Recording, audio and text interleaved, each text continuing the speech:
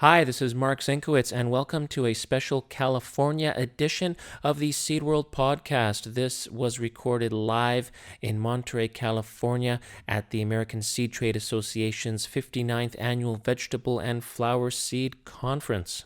This is my interview with Ontario's Wayne Gale, president of Stokes Seeds. He's also the president of the American Seed Trade Association. We discuss viruses that affect vegetable seed. We also talk about consumer preferences in the world of GMO.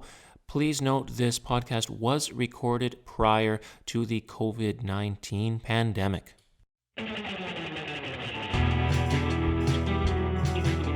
So Wayne Gale, I'm president of Stokes Seeds.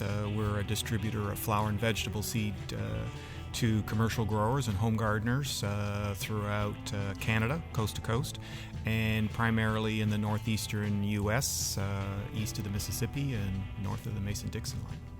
Now, you are involved in both the Canadian and American seed industries. You've been heavily involved in the Canadian Seed Trade Association. Now you're involved in the American Seed Trade Association as president. You've been involved with both organizations for a very, very long time. But having leadership roles on both sides of the equation, what have you learned? What's been the biggest takeaway for you, having played such important roles in both?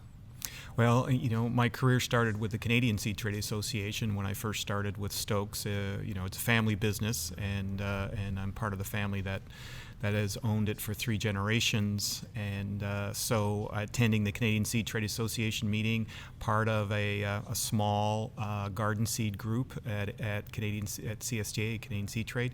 And then I got on the board replacing Bev Simpson, who was from Vessi Seeds, as the token vegetable seed person on the Canadian Seed Trade Board. And then in that time, Canada had a representative on the ASTA board, and ASTA had a representative on the CSTA board.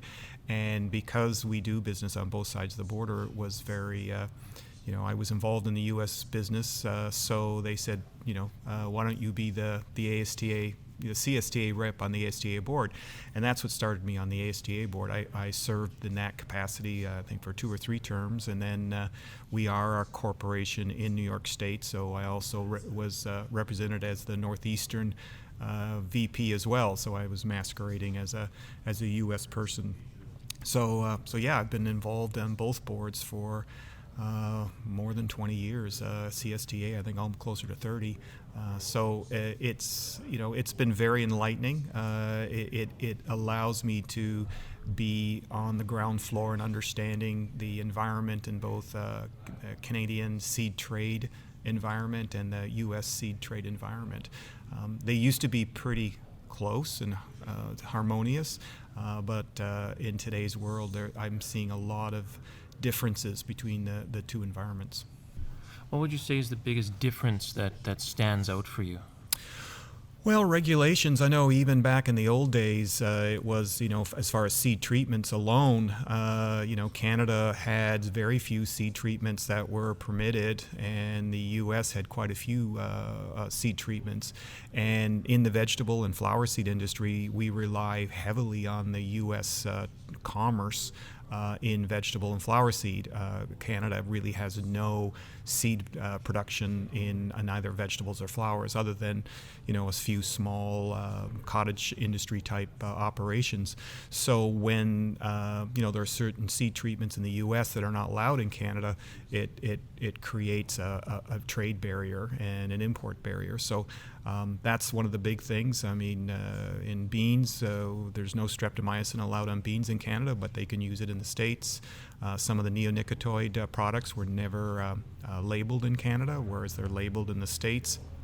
So yeah, I'm seeing quite a deviation in the 2 seed environments between the 2 countries. I suppose a lot of these differences can be very, very concerning in a lot of ways, but on the other hand, I'm sure there's a lot of similarities, things that you have in common with both your Canadian and American counterparts. Are there a couple of major similarities that stand out that sort of give you some hope and some encouragement, maybe a little bit of inspiration? Well, we share a similar land mass, so at least there's a basis there. Number of the varieties, at least in our industry, that we grow in the Northeast, we can also grow in Canada, and vice versa. When you get into the field crop industry, I'm not as familiar, but there's quite a bit of trade in both directions.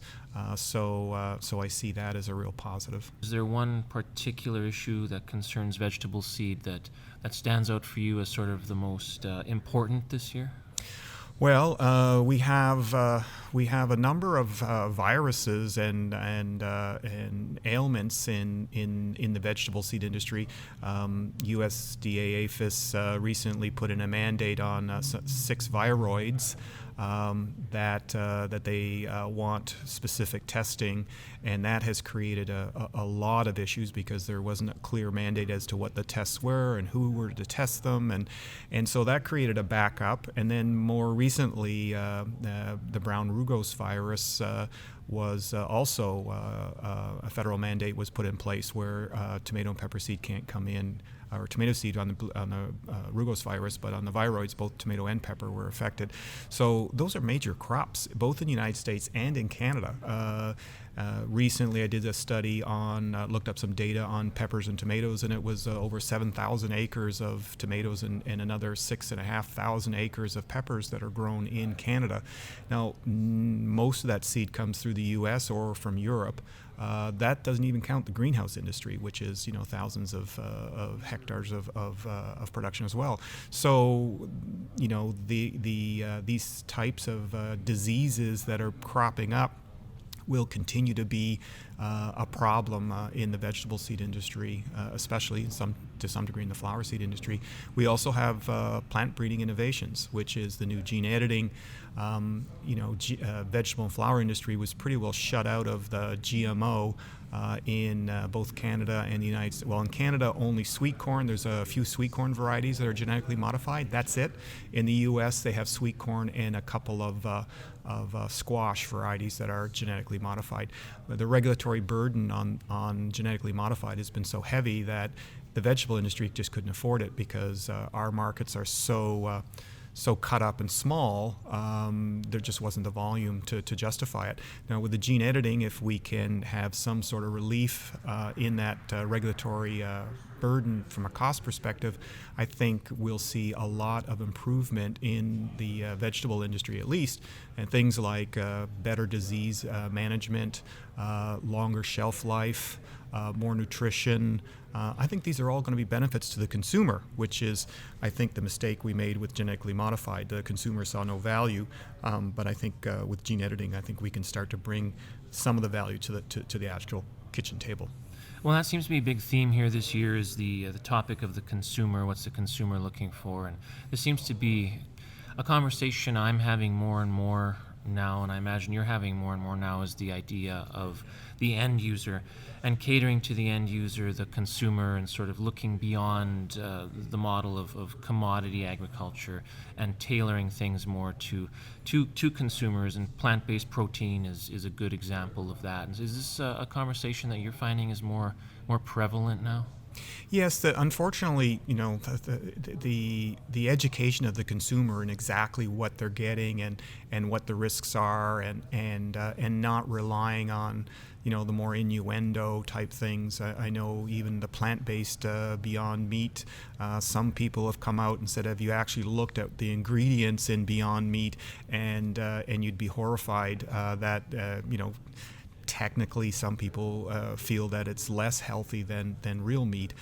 Again, it depends on what aspect you're looking at. Are you looking at salts or fats, or are you looking at protein, and or are you looking at the environmental impact of what you're doing? So it's a really complicated evaluation process, and I mean, transparency has been a big topic here, and I think the seed industry is still trying to grapple what transparency means. I think it's not just kind of quote unquote labeling. Transparency is a much broader topic, and transparency is means different things to different people. So I think as the seed industry has been grappling with this question is what does the consumer need? What do they want to need? And in what form should it be presented? So those are all questions we're grappling with. It can be a little bit frustrating because you want to, I guess, inform them about GMO, what is it not, etc. But the consumer's demanding organic, non-GMO, artisanal, locally sourced, what have you.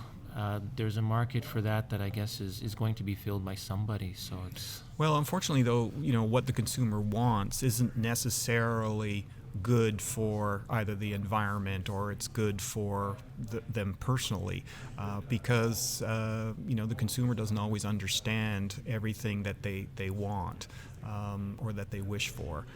So those are questions. If you're looking at a sustainable agriculture, some of the things they want are simply not sustainable.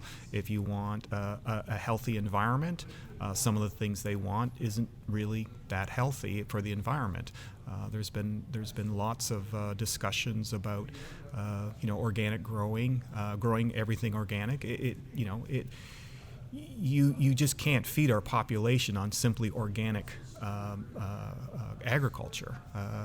It would be nice. At least we can't be self-sufficient as growing simply organic. In the old days, the statistics were something like 40% of the population grew food to support the other 60%.